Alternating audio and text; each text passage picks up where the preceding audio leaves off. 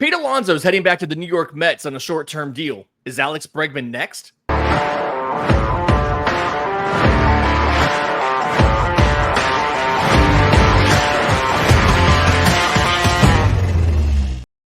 Yes, welcome on in to First Pitch for Thursday, February 6th, your source of news, notes, and updates on Major League Baseball.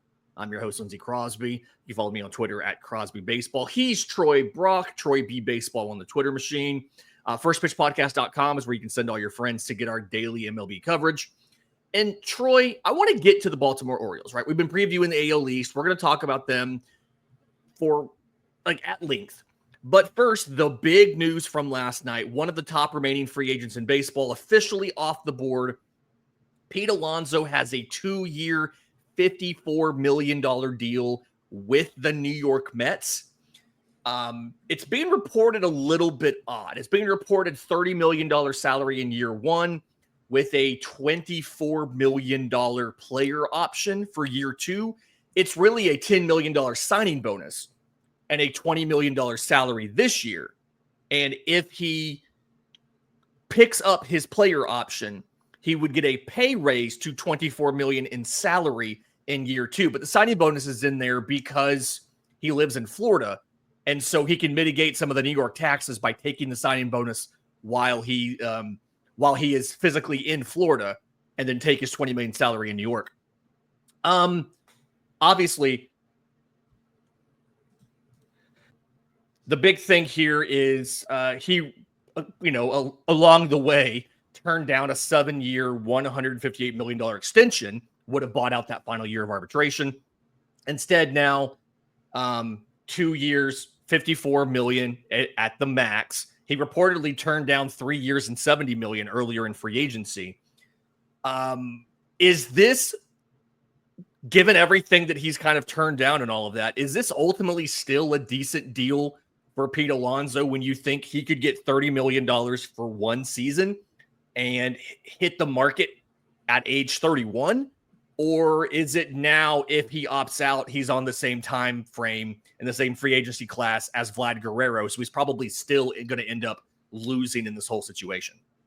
Yeah, I do think that the contract he signed is probably better than the one that he should have gotten, just from, like we've talked about multiple times this offseason. He's a one-trick pony, and his one trick is hitting home runs, and he's gotten worse at that over the years. And I also agree with you that if he does opt out after 2025, he's going to be in the same place he was this year, because it seems like he hasn't learned, and he values himself much more highly than any major league team does, and he values what he brings to the table more highly than any major league team does. And it seems like to me that the Mets were always going to be the team, really the only team that he could have went to. Like, there were teams, of course, that showed interest, like the Blue Jays and the Mariners, and the Mariners, but the Mets are really the only team that were going to pay him that much, strictly because he spent the first 6 years of his career there. And a lot of teams that aren't the Atlanta Braves like to pay players for their loyalty over the first 6 years of their career. But no, I think that if he does opt out, he's going to be in the same exact situation he was this offseason. Yeah. On the note of kind of being with the Mets and all of that, he is the franchise's consecutive games leader, 253 in a row. He's on track this season to be the 11th player in franchise history to appear in at least 1,000 career games. And if he produces the homer totals that he usually does, I don't think he's ever been below 34 in a full season, he will take over the Mets' all-time home run title. He is at 226. That's third. David Wright has 242. Darryl Strawberry has 252. So he needs 26 homers to be first all-time for the Mets. And then he could right then walk in free agency. Kind of just a wild thing to think about. But this does make them better for next year, right? Soto's a righty. Soto's a lefty. Alonso coming in as a righty right behind him. Now you can leave Mark Vientos at third, which means that you're not having to try to break in a Brett Beatty or a Luis Angel Acuna, be like one of those guys over at third. You can have Vientos, who made it work, who looked good last year. You can leave Vientos at third. And then if Pete opts out, you have had another season to get some of those younger AAA prospects ready to take over at third base. So I think this works out. This is the best case scenario for the Mets, I feel like, because now you get him in more of his prime and you're not paying for those decline years, right? Like you mentioned earlier, he's gotten a little bit worse in a lot of the different metrics over the last couple seasons. You can see a little bit of a decline. Some of that could just be some random variance, but a lot of it feels like as he hits his 30s and he posts, but he's not an incredibly athletic player, that he's starting to, slow down just a little bit. And this is probably the best case scenario for the Mets. I do think now also this is probably a really good scenario too for Alex Bregman, because a lot of teams were talking about, the big ad could be a Pete Alonso at first or an Alex Bregman at third. And now obviously Alonso off the table. What do you think happens first? Does Bregman get signed, or does Arenado get traded? Because different contract demands, different costs to acquire, but both of them are going to take either a draft pick or prospect capital to bring into your team. Right. Yeah, it's that's a tough one because they could happen simultaneously, but it's probably right after we get done recording. That's how it always works. Exactly. I think that just from what we've seen over the past few days, I think that Arenado gets traded first, just because it does seem like the trade talks surrounding him are heating up, and he's willing to go to Boston, assuming that Boston gives St. Louis what St. Louis wants to get Arenado up there in Massachusetts. But I do think Arenado gets traded first, but Bregman. Also, over the past couple of days, we've seen that the Astros have essentially just moved on. Like they have not gone to. They referred to him in the past tense the other day in a press conference. Yep, and so it seems as if the Astros are planning their future without Alex Bregman in it. So his options for places to land are dwindling by the day, the longer that he stays in free agency. So I do think it's more likely Arenado is traded first. Yeah, I mean, Bregman has more suitors, right? Like you can see the Cubs reportedly have made an offer to him. You can see the Tigers trying to bring him in. The Red Sox could go after him for third. He could technically go back to Houston, although it kind of feels off the table now. But it does feel like Arenado's closer. And reportedly, he turned down that trade to Houston, which would have been the best place to go from an offensive perspective for him.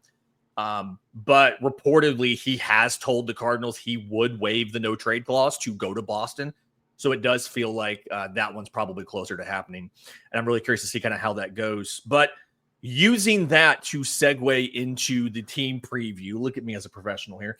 The Baltimore Orioles are going to be competing with those Red Sox we talked about yesterday, with the Yankees for the American League East. And you and I have not made a secret of kind of how disappointed we've been in this Orioles team for not being more aggressive at acquiring stars and going for quality over quantity, right? They've got some very good players. Gunnar Henderson he's on the cover of MLB The Show. He's one of the best players in baseball. Adley Rutschman's one of the best catchers in baseball, despite that second half slump he had. And you've seen them make some deals. They brought in Tyler O'Neill as a free agent. They brought in Ramon Laureano. They brought in Gary Sanchez. Like, they signed 3 major league free agents for position players, despite having a ton of those.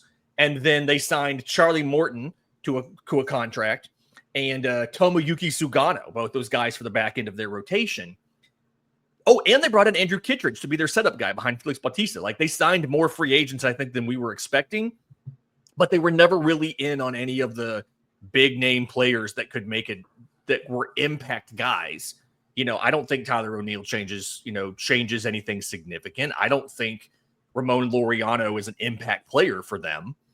Of all these guys, Kittredge probably has the most impact, maybe not from a WAR perspective, but from a usage perspective. But position players first, I guess. When you look at this roster, is it fine to be, whelmed? Like, I don't think that this is like one of like the best roster in the division or anything, but I'm also like, it's not bad, but I also don't see it as a top quartile, top third roster in baseball. I'm like, okay, it's a nice mix. It's all younger guys, right? I think only Cedric Mullins and Ryan O'Hearn are even over the age of 30. But like, it still has questions. There's talent, but there's questions. And it's fine, I guess. And like, am I wrong for thinking that this is just merely fine? No, not at all. I mean, like you said, it's fine, but that's about it. It's not better than fine. And really, if they want to compete in the American League East, which has gotten much better this offseason, despite Juan Soto leaving. The American League East has gotten much better this offseason. And you talked about it leading into this. They've made free agency signings. They have made moves this all season, but it feels like those moves are more just to say, "Hey, we did things." It's just moves to small dollar, yeah, adding on the fringes and not any sort of impact, right? Right, and like Tyler O'Neill doesn't move the needle for me. Gary Sanchez, a backup catcher who is 32 years old and has not been good since the mid 2010s, does not move the needle for me. Ramon Laureano, a fifth outfielder who is essentially only going to be a defensive replacement, does not move the needle for me. I mean, it's with Gunnar Henderson and Adley Rutschman, there were options available in free agency to add to this lineup to make it better, and instead they made moves so they can tell the fans, look, we're making moves. They didn't make moves to improve the team. Yeah. I mean, Tyler O'Neill and Anthony Santander are different players. Like, Santander took 40 homers out the door, and it's like, okay, where's the replacement for those? Maybe this is something like maybe you're expecting more from Ryan O'Hearn in the DH role. Like, and there's paths, right? Like Kobe Mayo is first base, third base prospect, one of the better minor league sluggers. You can bring him up, and if he's maybe the DH or working at first base or something, because I think, I could see where once he adjusts to the league, he could be a source of power for you, right? Jackson Holliday was a number one prospect in baseball going into last season. Fun fact, when the Orioles tweeted out the video to announce his call up, the very first voice you heard on that video was mine, which I did not know was happening until I got like 10 texts in the span of like 3 minutes when it came out. Because on the Prospect podcast I did, the Locked On MLB Prospects podcast, I had a segment talking about how Adley Rutschman, number one prospect in baseball, Gunnar Henderson, number one prospect in baseball, and now Jackson Holliday. It's like an unprecedented run of just dominance from this farm system. And they pulled that quote, and that's what led into the video, and it just blew my mind. But like here's quality here, right? Like there's really good players. Rutschman, Henderson. I do think, Cedric Mullins had like a 30 homer season a couple years ago. Colton Cowser is a very promising young right fielder. Heston Kirsten, if they can ever get on the freaking field, is a very good outfielder. He can play first base. I think he's very promising. They just don't want to seem to give him play time. But you're counting on a bunch of continued growth and leaps. And I do think most of these players will take another leap. I don't think Rutschman's going to have that poor second half, although he did get a lot of plate appearances last year, and I do think that may have been part of it. Rutschman had 638 plate appearances as a catcher. Yeah, that's insane.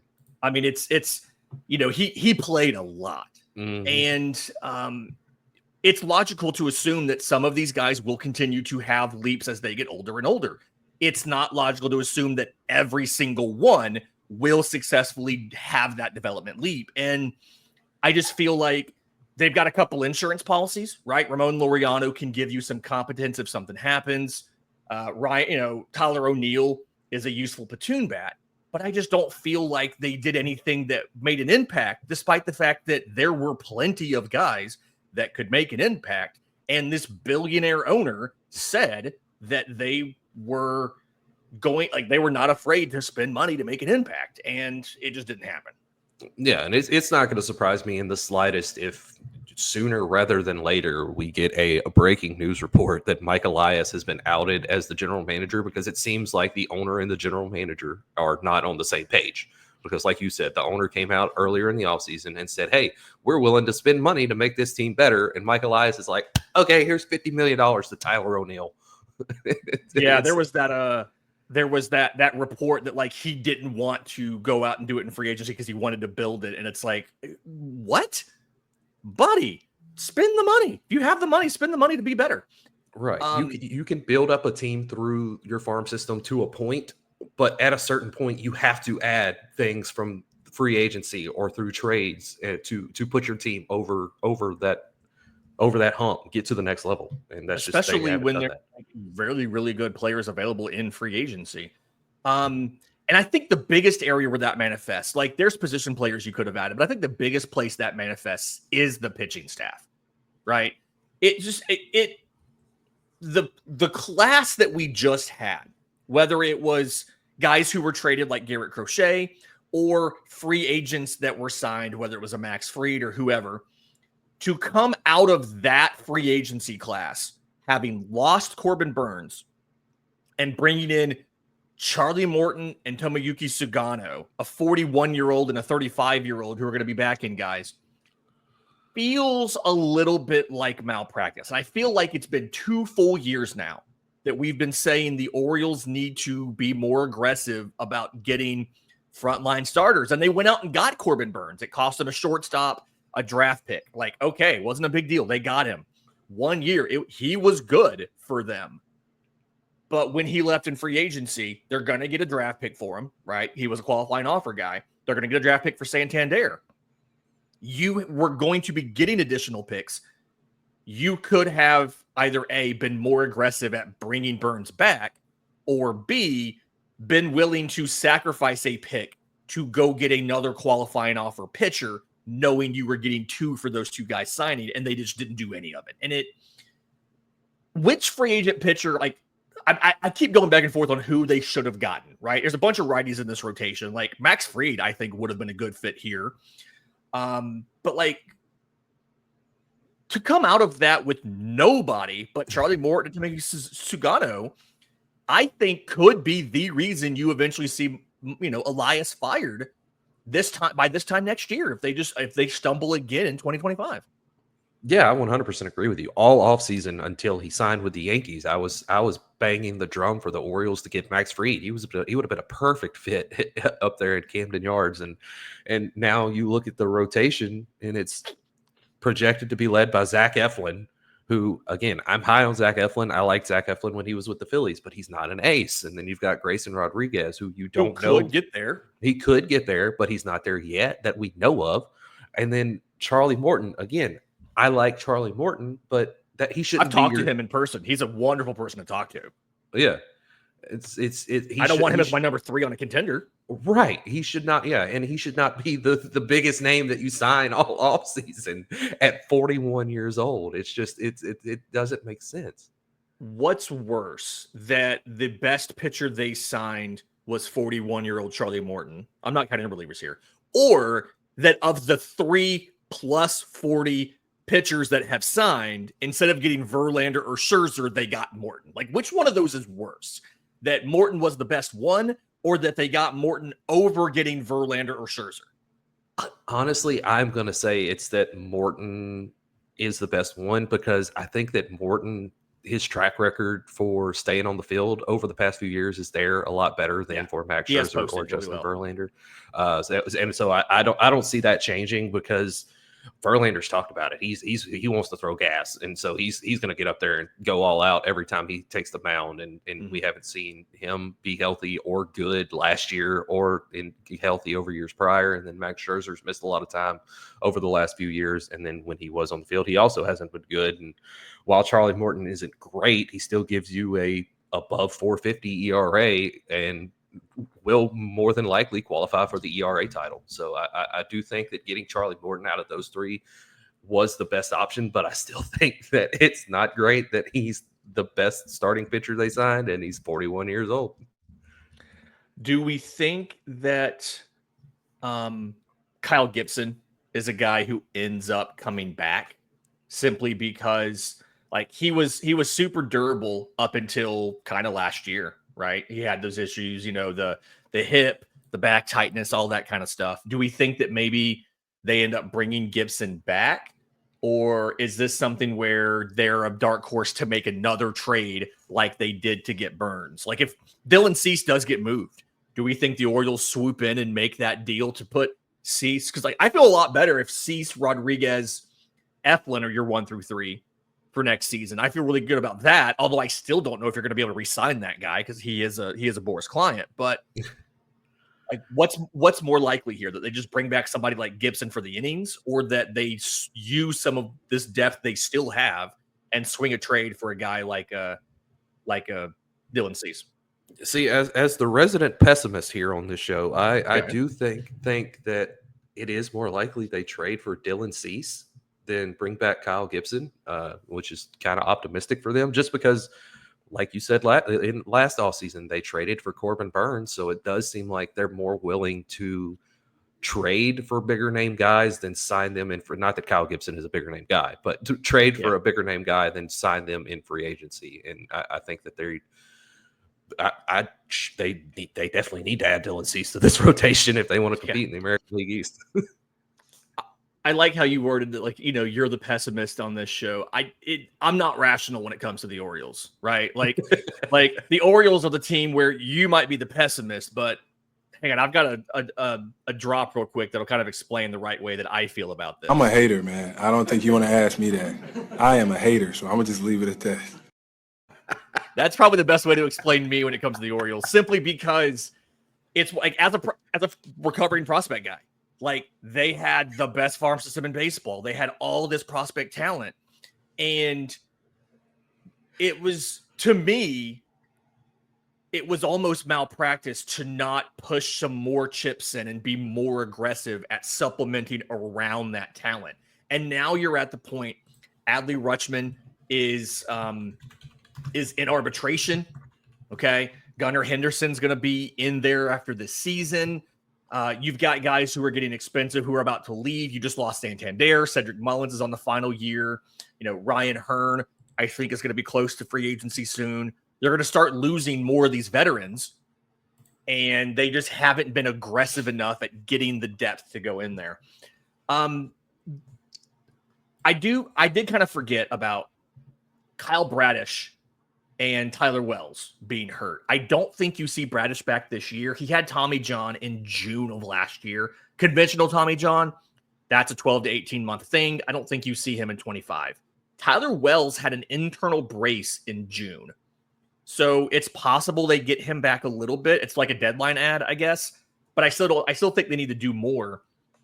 And the bullpen, I don't know. I kind of like the bullpen. I think the top 5 of the bullpen, not bad. Felix Bautista coming back from injury, provided that he's the same guy that he was, which is not a given, but Bautista, ton of velo, filthy looking dude. They signed Andrew Kittredge. They got Sir Anthony Dominguez, who you have feelings on, but Yunior Cano, I don't even mind Gregory Soto. Like, I feel like the bullpen's not bad. It's just a question of one, how guys are going to rebound from injury, and can they do enough if they end up having to get overworked because the rotation can't carry their own weight. Yeah, for sure. I agree. I agree. The bullpen's not bad. Honestly, I like the bullpen more than I like the starting rotation, especially if, Felix Bautista can come back from injury well.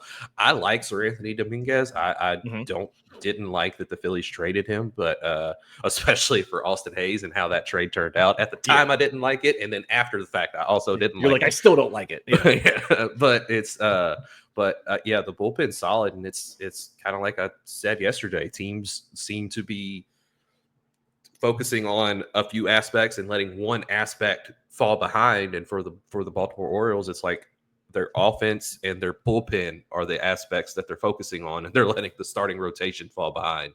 And now go ahead. Sorry, they do have some young guys that got a little taste from last year. They acquired Trevor Rogers via trade, but like Chase McDermott made a start. Cade Povich, they used. I mean, he pitched like 80 innings. They added, they have Brandon Young. They've got some prospects like a Trace Bright and things like that. They do have some young pitchers who if one of them takes a step up and becomes an everyday starter, you feel a little bit better, but it's still the top end of the rotation is your questions. The top end of the rotation is still the issue. I do think the depth is there, which is something you didn't have going into even last year. You didn't really have the depth. But yeah, I agree that like the bullpen is definitely the strength of the pitching staff and not the top of the rotation.